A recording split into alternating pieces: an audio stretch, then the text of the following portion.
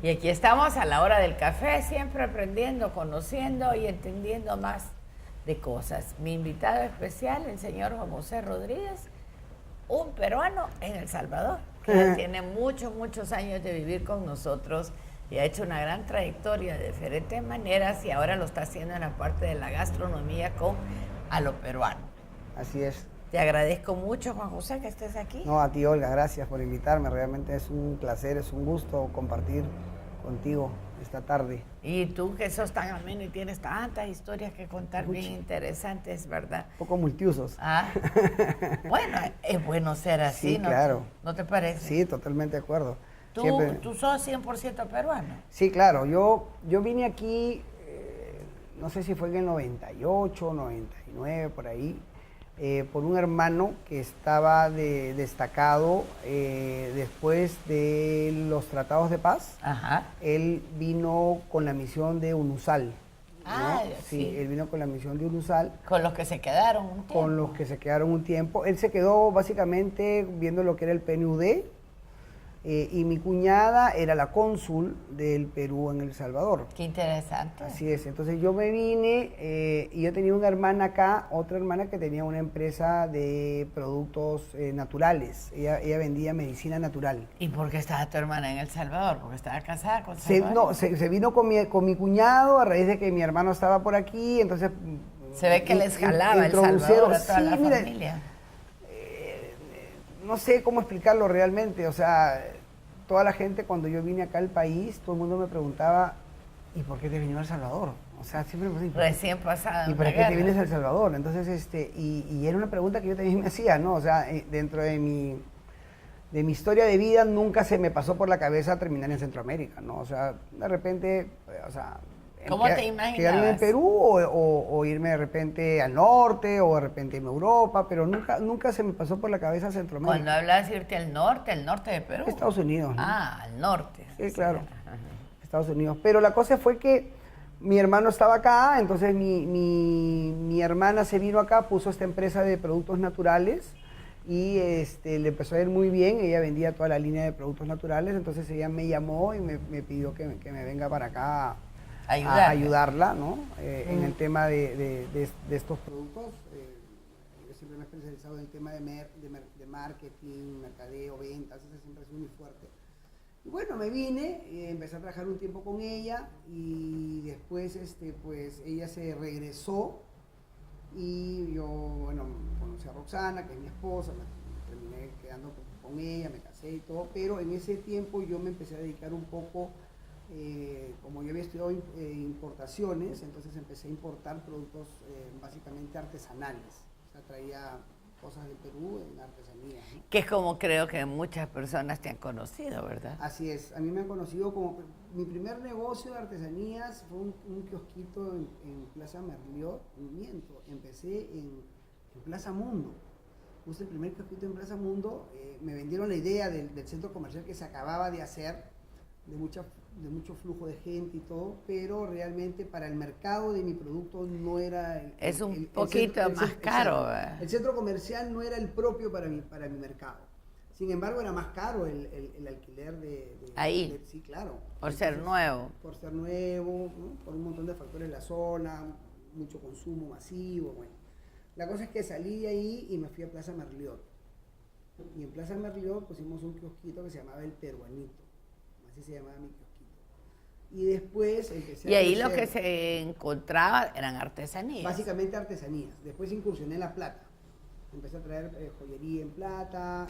La plata peruana en el mundo, así como la mexicana, tienen un nombre por sí sola, ¿verdad? Sí, lo que pasa es que la plata peruana, nosotros como país somos productores, ¿no? O sea, nosotros tenemos mucha minería.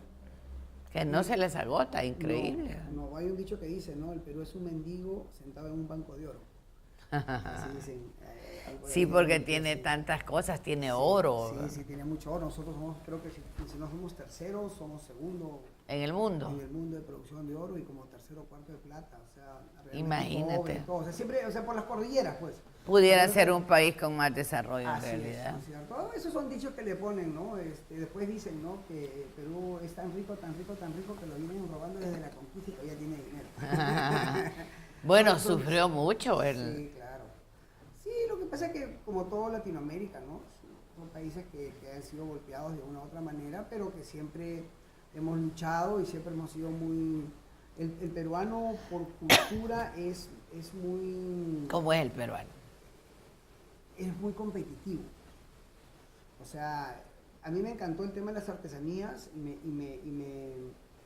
me metí mucho en el tema de las artesanías porque cuando empecé a ir a Lima a ver qué cosa iba a traer, empecé a descubrir que realmente había una artesanía Fina. Fina, muy fina, de acabados muy, pero muy hermosos. Y constante. Y constante. Porque a veces el artesano, perdón que te interrumpa, no da un producto, pero no lo mantiene. No. Acá el tema, por eso digo que somos muy competitivos, porque esto viene desde la época de la conquista, ¿no es cierto? Entonces se empieza a generar una artesanía, obviamente hay géneros de artesanías, está la virreinal, está la escuela cusqueña y en fin, ¿no es cierto? Un montón de artesanías de cada provincia.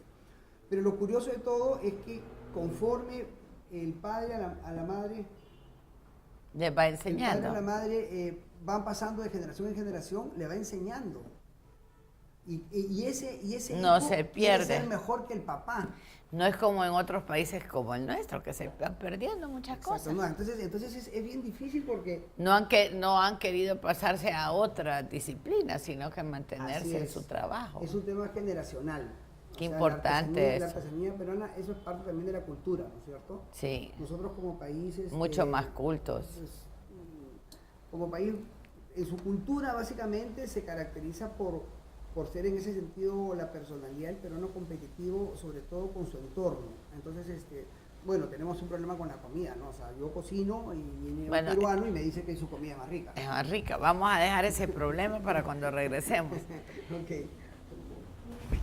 Aquí estamos con mi invitado especial hablando de Perú, de la cultura peruana y de cómo viniste a El Salvador y te iniciaste vendiendo lo que pudiéramos decir artesanías peruanas. Sí, mira, yo te soy bien sincero, o sea, fuera de eso, o sea, yo realmente trabajaba con mi hermana todo, pero a mí siempre no, ya no existe, o sea, a mí siempre me ha gustado la cocina, ¿no? Entonces yo, por ejemplo, me iba a Huayúa cuando tenía momentos libres, me iba a Huayúa al festival y yo vendía anticuchos. Ay, te ponía con Roxana. A tu esposa. Nos poníamos a vender anticuchos y eran famosos los festivales. Sí, es que lo que pasa es que o sea, es un tema de una satisfacción, ¿no? Yo creo que tú me entiendes, cuando alguien prueba algo que tú haces y te dicen te dicen qué rico que está, entonces es algo como que sientes una satisfacción muy personal, ¿no? Es como que tu ego se multiplica, no sé, es algo, de repente los que están metidos en eso, de repente me imagino que a un pintor cuando le dicen que su obra es espectacular, ¿no? Tiene la misma emoción, ¿no? Y si se quedan callados se pueden morir, exacto. Entonces siempre tuvimos eso, y pues también acá participaba también, me llamaban, por ejemplo, en Antiguo Cuscatlán, en el parquecito, en la misma, o sea, siempre en los momentos libres siempre en los trataba fines de semana. Así es. Y bueno, y empezamos a trabajar con ese tema de las artesanías, y me encanta la artesanía peruana porque es una artesanía muy, muy bien elaborada. Y eso es por el... Y la plata es pura, no es combinada. Claro, no. Lo que pasa es que la plata pura tú no la puedes hacer joyería. Porque la plata pura es Tiene 1000. que tener alineación. Es 1000. Aleación. Entonces 1000 es se conoce como que se vende en piña, así es el nombre que se le da, que es la plata en bruto, es como una pelota, por llamarlo así, por una forma de una piña, no sé.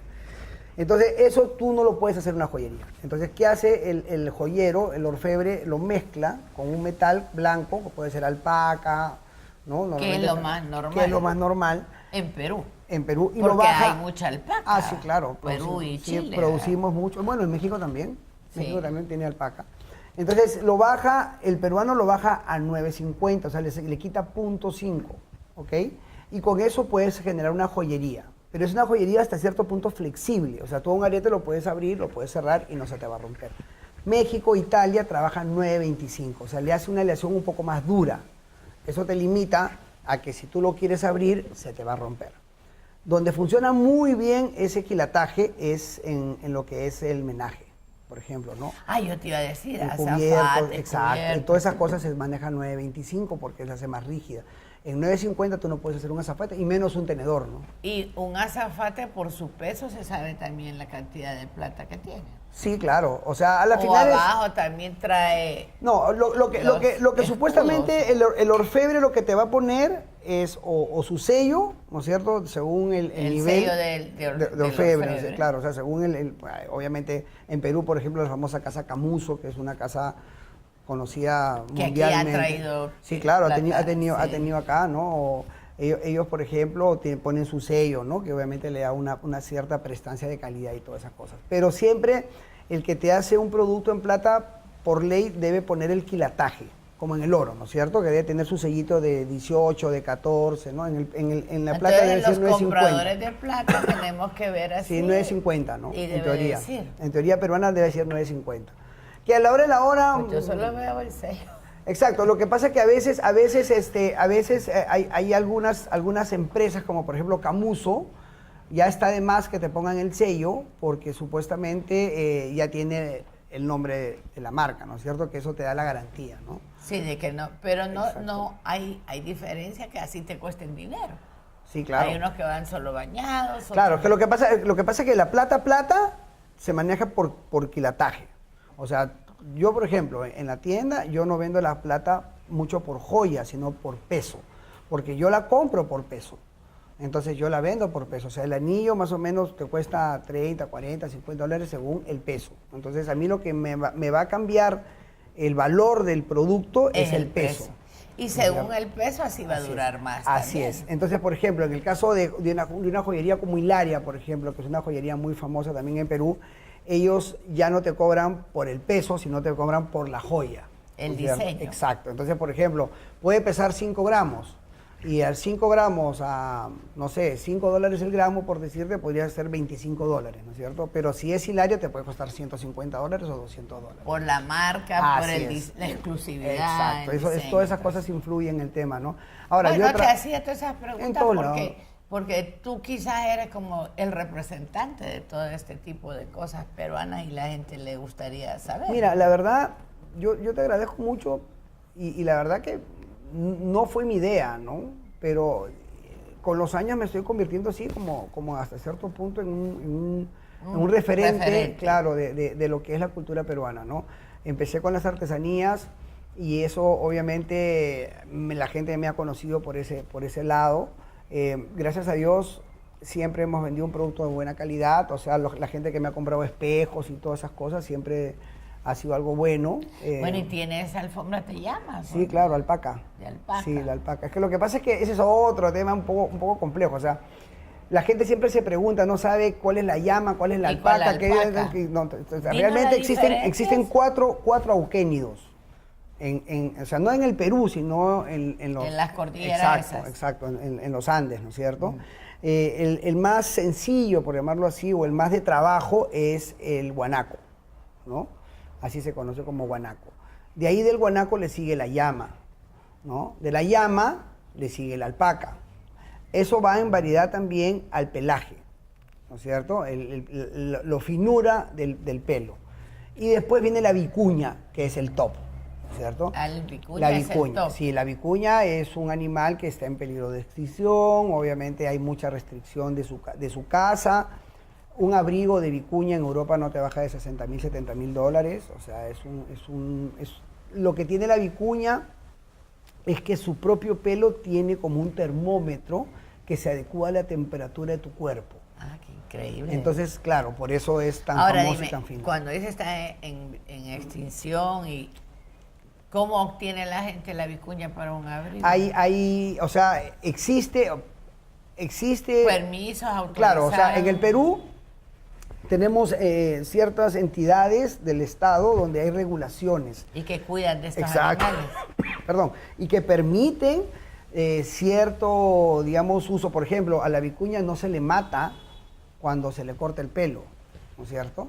Solamente se le rapa y después... Y no le pasa nada. Entonces ahí, pero está controlado, ¿no? Porque lamentablemente, pues, los que están metidos en los mercados negros no les interesa si se muere o no se muere, ¿no? Ay, gracias a Dios. Vamos Entonces, a hacer un pequeño corte.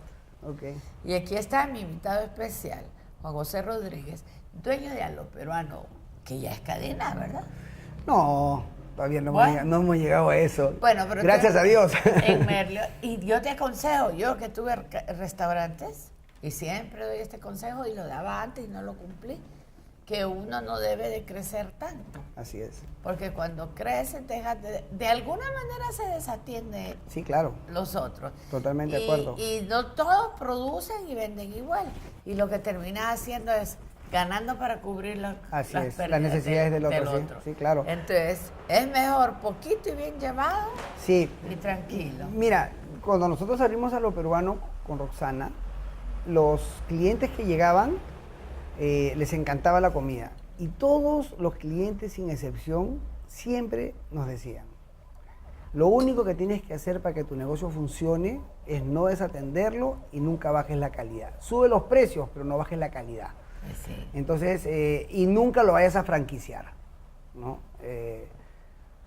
Definitivamente los consejos son por algo, ¿no? O sea, la gente que ha vivido, que conoce, y obviamente pues mi experiencia también me ha enseñado. Mucha gente me planteó la posibilidad de manejarlo como una franquicia. Mucha gente me trató de comprar parte de lo que era el concepto. Y la verdad, nunca estuvimos de acuerdo con eso. Nosotros atendemos los restaurantes realmente, solamente tenemos 2 restaurantes, o sea, empezamos con un restaurante, pero... El de Torremolinos. El de Torremolinos. Empezamos en una esquinita muy chiquita, muy pequeña, realmente fue una experiencia muy linda. Pero porque, se corrió mucho. Sí, se corrió la voz, llegaba gente realmente de todo segmento, o sea, llegaba gente de todo tipo y la verdad que, pero con un ambiente muy familiar. O sea, nosotros siempre hemos pensado que nosotros no somos de tomar, sino somos de comer. Entonces el restaurante siempre se caracterizó. Es más, muchos de los clientes, más de un cliente llegó al restaurante, gracias, y me preguntó por vino, por ejemplo, ¿no? Entonces yo le decía, no tengo. Entonces me miraba y me decía, ¿no tienes vino? No, pero si quieres te lo compro, le decía. Entonces me quedé mirando como que, ¿qué le pasa a este señor, no? Entonces yo salía, mandaba a alguien, o salía yo mismo y me iba al súper y le compraba su botella de vino, porque realmente nuestra idea nunca fue hacer un restaurante bajo ese concepto. Después aprendimos de que definitivamente todo restaurante tenía que ir acompañado de una buena bebida, ¿no es cierto? Y ahora lo estamos implementando. Pero cuando empezamos... El pisco es delicioso. Exacto. Pero cuando recién empezamos, nuestro punto era el tema de la comida. Y lo que siempre quisimos hacer es hacer la comida de mi casa o la comida como la preparaba mi mamá o servirla en las proporciones de una comida casera, ¿no es cierto? O sea, no irnos al gourmet, ¿no es cierto? Donde pues... Todo es más medido. Exacto, y aparte que también... Más estudiado el plato. Eso también te limita hasta cierto punto en el que el comensal lo obligas hasta cierto punto, para la redundancia, o lo llevas a que se tenga que sentir más formal, porque obviamente se siente que está en un sitio más gourmet, ¿no? Y no a todos les gusta sentir esa sensación, ¿no? No, y no todo el tiempo, ¿verdad? Así es, claro. En el día a día uno quiere la comida del día a día. Exacto, ¿no? Entonces, y esa sensación, yo creo que si hace una encuesta, el 90% así es. Quiere eso. Así es, el 90% realmente se inclina por eso, ¿no? Entonces, por eso nosotros siempre nos mantuvimos y nos mantenemos en esa línea de darle, o sea, como calidad, lo decimos, sabor, como le decimos, tradición. Y es parte del eslogan que se puede decir que tiene a lo peruano, ¿no? Un pedacito del Perú en El Salvador. O sea, ese soy yo, ¿no es cierto? Soy un peruano que lo que quiere, que ama y quiere mucho El Salvador, porque realmente, pues, mi esposa es salvadoreña, mis hijos son salvadoreños, a mí El Salvador realmente me ha dado un futuro, me ha dado una vida, me ha dado alegrías, me ha dado tristezas. Ya hablas como salvadoreño, ¿no? Me ha dado tristeza. Todavía no llego a eso, pero por ahí estoy, pero por ahí estoy. Encantadito, no creo que sea peruano. Por ahí voy. Pero realmente me ha dado muchas cosas hermosas y obviamente yo también quiero que el salvadoreño tenga algo de mi país, ¿no? Entonces siempre les fomento que vayan al Perú, y la verdad que la afinidad que existe entre el salvadoreño y el peruano es muy grande. Siempre han dicho, ¿verdad? Sí, es muy grande. A pesar de la diferencia de distancia. Es increíble. Y que hay muchos países en el intermedio. Así es. Los salvadoreños y los peruanos siempre se han llevado bien. No, y a mí me ha pasado, por ejemplo, gente que he conocido. Los embajadores peruanos quedan siempre enamorados del país. Claro. Un embajador que tuve el gusto de conocer, el embajador Román, en una condecoración que le hicieron. Él solamente lo cambiaron por 4 años acá al país. Él venía de Grecia. Entonces, cuando lo cambiaron, él sintió un cambio, pues, de Grecia a El Salvador, ¿no es cierto? Europa, Entonces, sí. claro. Entonces, cuando le llamaron por teléfono, eso lo contó, fue una historia muy bonita para mí, me encantó mucho. Eso lo contó cuando lo condecoraron, ¿no? Obviamente delante de autoridades, ¿no? Y amigos, yo estaba presente ahí. Entonces, él dice, no, cuando me llamaron por teléfono y me dijeron que me iban a cambiar a El Salvador, yo dije, ¿y por qué El Salvador? Así, ¿qué he hecho para que me manden a El Salvador? Entonces, bueno, fue una decisión del Estado y yo como parte de la diplomacia peruana acepté y vine con toda la alegría del mundo. Y supuestamente me iban a quedar acá 4 años. Por cuestiones de trabajo, después de 2 años de levantarme, escuchando a los pajaritos, ese sol radiante, ese cielo azul que en Perú no lo vemos, me llaman por teléfono y me dicen que tenía que regresar a Lima.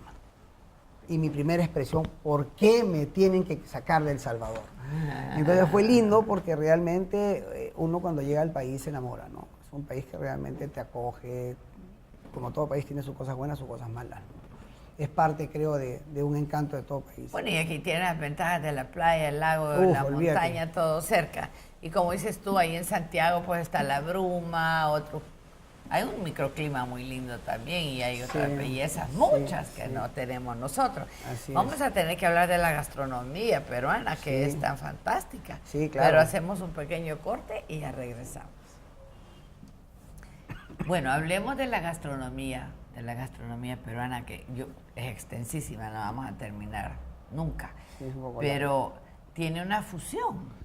Sí, claro, es una fusión del mundo, ese es mi concepto. Y eres patrimonio de la humanidad, la gastronomía peruana.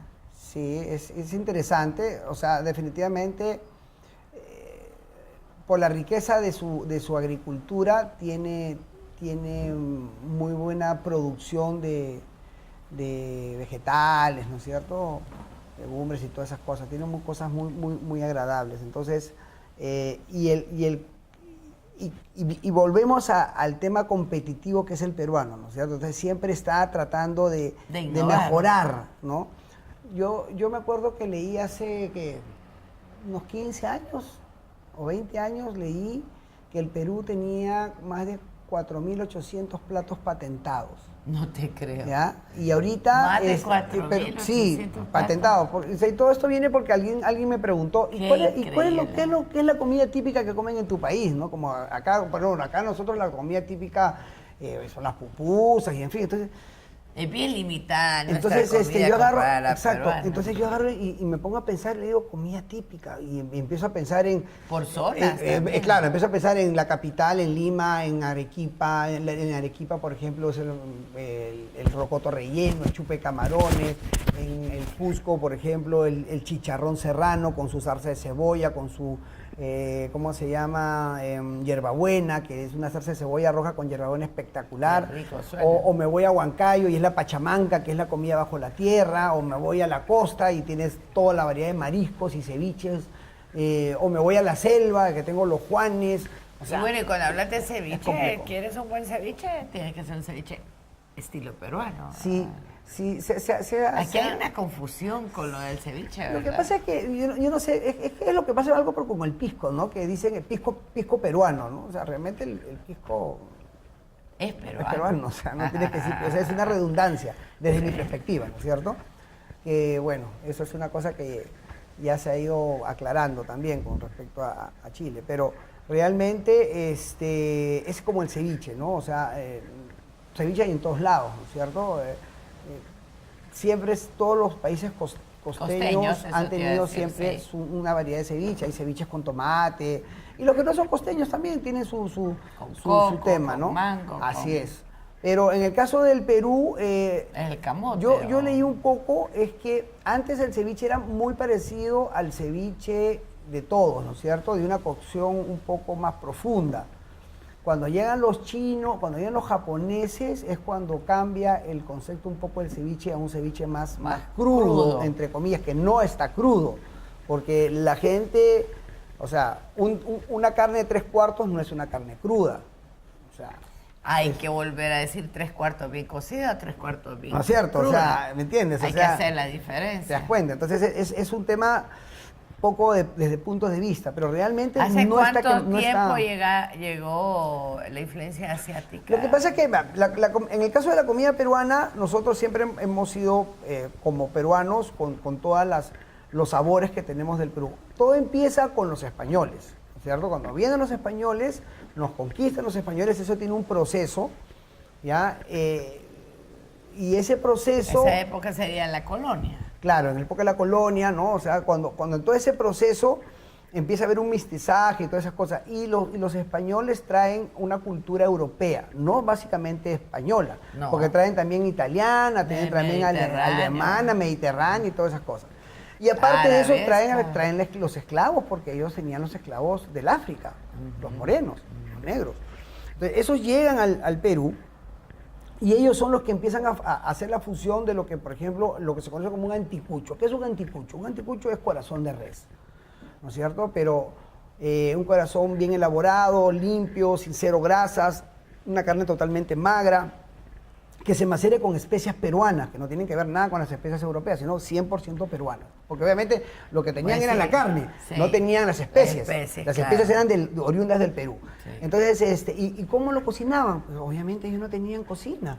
Ellos lo cocinaban básicamente con leña. Entonces, carbón. Entonces, en el Perú, realmente hasta el año 80, todas las esquinas de los días domingos, salía una carretilla, ¿no? Con una mujer, muchas de ellas de raza morena, ¿no es cierto? De descendencia de raza morena, que son los que preparaban los anticuchos. Entonces, por ahí viene un tema de la cocina, digamos, fusión africana, europea con la peruana, ¿no es cierto? De ahí, pues, la española, en lo que son potajes de calientes y cosas así. Y después, que se hace la abolición de los morenos, de los negros, el gobierno peruano en el año, creo que si no es 1845, al año 1850 o en el 49, ellos dan Cuando una... se independizan. Ya, claro, ya está. Entonces, hace una ley en la cual permite la migración de asiáticos para hacer los trabajos tanto de agricultura, ¿no es cierto?, como de mano de obra. Y hay una gran migración de chinos. Ahí llegan los Y chinos. japoneses. Primero chinos. Entonces los chinos llegan... Que hay y- una diferencia entre una Claro, comida o sea, y la otra. porque, o sea, realmente si tú te vas a Lima o te vas al Perú, lo que tú vas a ver más son chifas. ¿Qué es el chifa? El chifa es la comida china, no es comida japonesa, ¿no es cierto? La comida Nikkei viene más Después adelante que ya la- en la que Segunda la Guerra. japonesa. En la Segunda Guerra. Entonces, En la Segunda Guerra Mundial. ahí es cuando migran los japoneses. Pero antes de eso la migración, o sea, primero hay una migración china y después de esa migración china, digamos que Y es hay obrera. un cambio en la gastronomía. Exacto, y de ahí peruana. viene una migración ya un poco más de conocimientos y ahí es donde, por ejemplo, yo el otro día estuve con el embajador de Perú conversando y llegó un señor salvadoreño que es de descendencia china, ¿no? Entonces el embajador le dice, oye, ¿y tú? No, le dicen, yo soy salvadoreño, mis abuelos son chinos. Ah, no te creo. Y le dice, ¿y qué significa guantán? Entonces, se queda mirando, yo lo quedo mirando porque guantán, no, perdón, chifa, Ah. chifa. Entonces, chifa, entonces, ¿qué significa chifa? Le dice al chino, ¿no? Al señor salvadoreño de tendencia china. Entonces yo lo quedo mirando y el señor le responde, chifa significa vamos a comer, en chino. Entonces, todos los restaurantes en el Perú se les conoce como chifas. Chifas. Porque realmente en chino es vamos a comer, o sea, ahí te están, se están incitando a que vayas a comer comida china. Que Pero es para una ustedes fusión. vendría a ser cafetería. Exacto. O sea, es una cosa... Pero es todo va por ahí, ¿no? deliciosa la gastronomía. Vamos a...